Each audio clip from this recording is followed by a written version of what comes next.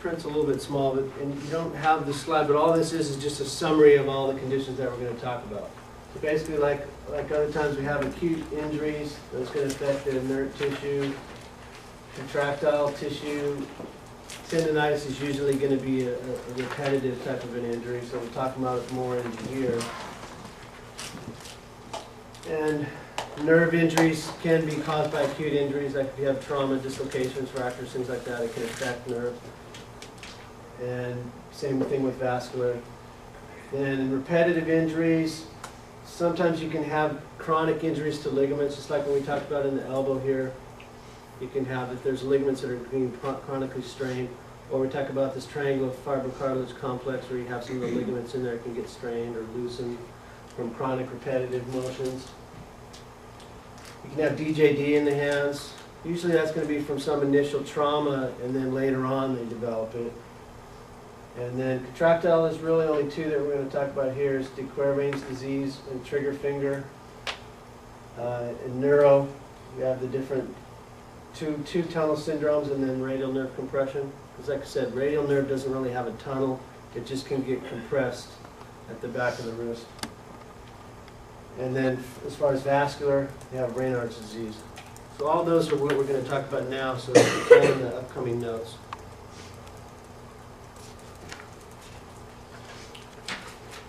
All right, so fractures, and how are those going to happen? Yeah, so you're going to fall like this, or get in a brawl, right? So there are a lot of different bones in the wrist can get fractured. And again, the thing that gets most commonly missed as far as fractures in the wrist is the scaphoid or the navicular. Anytime that somebody has tenderness in the anatomical snuff box, you got to suspect that there's a navicular fracture. And usually, you know, like in orthopedics, you just treat it as if it's a fracture until you find out otherwise for sure.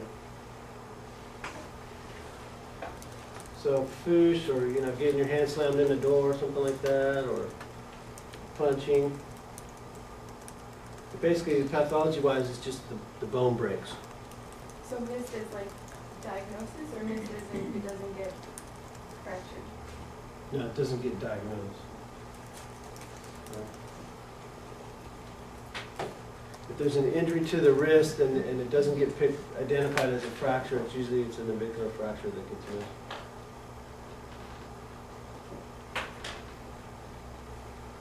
So basically, what are you going to find if somebody has a broken bone? What would you suspect? It's going to be tender on that area. There's probably going to be swelling. They're not going to want to move it much. Basic stuff. Right. So as far as special tests, again, when we talk about inert tissue, the special test you're going to do is you're going to tap on it locally, tap on it somewhere else to produce the pain, or you can compress on it, things like that. And then x-rays, but chances are you're not going to be taking x-rays, so you could send those out if you suspect that there's a fracture. All right, here's our barroom brawler fracture, right? So that's where you punch like this, you hit something there, and it breaks right here at the neck of the, just proximal to the joint. Anytime you have a fracture that goes across and goes into the joint, that's going to be a more serious fracture, because then you're going to involve the cartilage surface, and that's more problematic.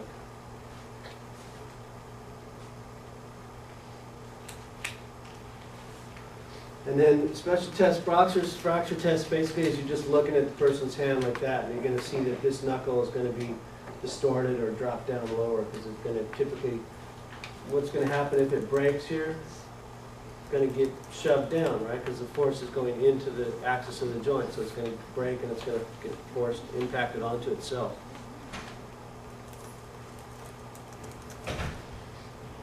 And then here's your typical foosh type of thing.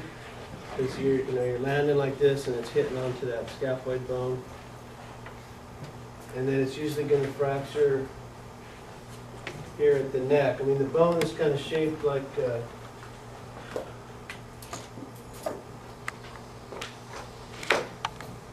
More or less it's shaped like that, and then you get usually a fracture here at the neck.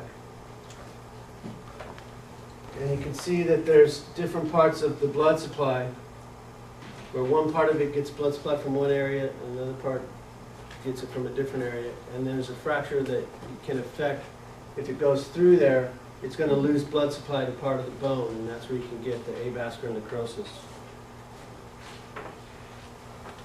So that's a bad complication for a fracture that occurs in the navicular. So that's why you want to make sure that you identify it, and if somebody needs appropriate treatment, that they get it. Because I actually broke my navicular when I was in chiropractic school, like right in the, I think it was like my second term. So and I'm right-handed, so you know most of the time you spend taking your notes, right? It didn't happen too well.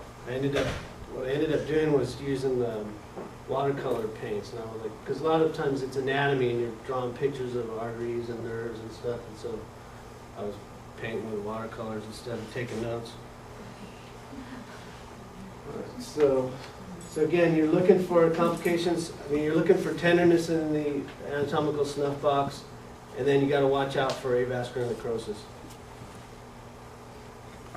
And then you can have avulsion fractures. I think I had mentioned this before, where basically an avulsion is either where a tendon attaches to bone or a ligament attaches. And basically what it does is if the ligament's strong enough and the weaker part is where the bone is, it'll pull off a little piece of bone.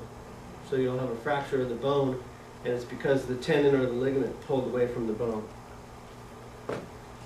And then here's just a finger fracture where you can see the bone's broken. All right, so that's it for fractures. Then the other type of acute traumatic injury is a ligament, where you're basically tearing the ligament, and that's just going to happen from some kind of force that overstretches the ligament. Again, it's going to be acute traumatic, but sometimes it can be a chronic injury, like for example, we talked about that triangular fibrocartilage complex. So it could be the intercarpal ligaments, somewhere in the wrist, because we'll be talking about joint injuries. The lunate is the most common bone that gets dislocated. The most common bone that gets fractured is the scaphoid. The most common one that gets dislocated is the lunate. And that's also in your notes coming up too. And then again, you're going to have palpation, tenderness over that area, swelling. Same kind of thing like if you sprain your ankle. Basically, it's an acute traumatic injury. You can have swelling and tenderness. And then you can go in and palpate, and you'll find that there may be some laxity. Like when we get into palpation, you can kind of stabilize the wrist, and then you can go in and palpate each of the different carpals. You know, look for laxity or joint laxity, excess movement.